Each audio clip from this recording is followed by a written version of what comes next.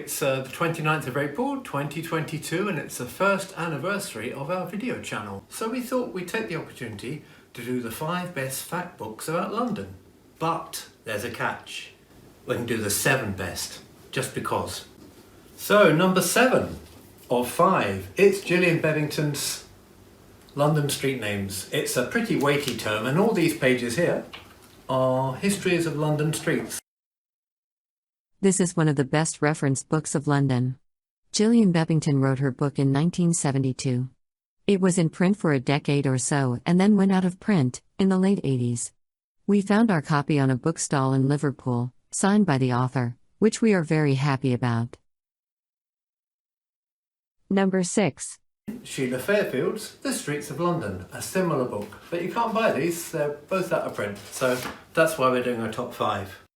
Sheila Fairfield's 1983 book, The Streets of London, aims to list every street within the River Lee, River Wandle and River Ravensbourne. Number 5. Number 5. This is called I Never Knew That About London by Christopher Wynne, and it's like a little encyclopedia of facts. It's a great book actually for going to bed and having a read of a few facts before you drop off.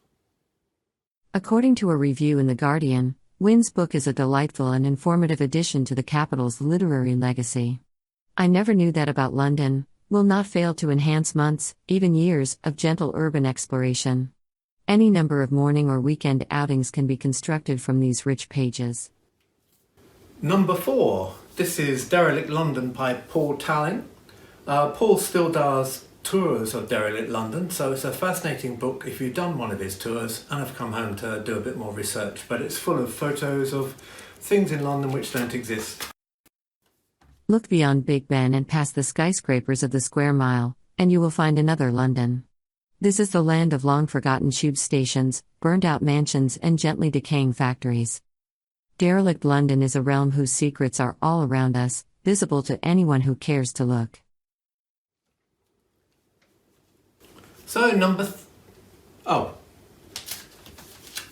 3 is the London Compendium, which is Ed Glennett's amazing tour of London streets. He just walked along a load of London streets and just described what he saw. He's moved to Manchester now, so he's not doing any more London books, but you can buy his Manchester stuff. But this is just invaluable if you are interested in the history of London. The streets of London resonate with secret stories, from East End lore to Cold War espionage.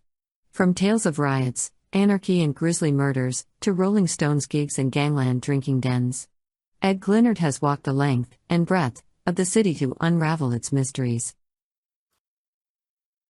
Number 2 is a bit of a weighty tome, but this is Lost London, which is not so much reference, but if I can just let the camera see what's inside, it's photo after photo after photo after photo of late 19th century London. So there was a society for taking pictures of London before buildings got demolished, so everything in here is gone.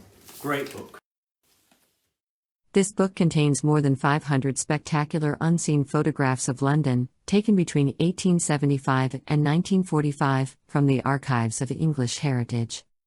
This unique view shows Elizabethan, Georgian and Victorian London before the major 20th century redevelopment. And finally, we reach number 1. What else could it be but the London Encyclopedia? And it's a glorious trawl through London history. It's been researched over about 40 years, taken up by different authors. The London Encyclopedia is the most comprehensive book on London ever published. It comprises some 6,000 entries, organized alphabetically, cross-referenced and supported by 2 large indices. It is illustrated with over 500 drawings, prints, and photographs. Everything that is important in the history and culture of the capital is documented, from its first settlement to the present day. So that was the top 5, or was it 6 or 7? Reference books about London. Do you disagree? Well, tell us in the comments.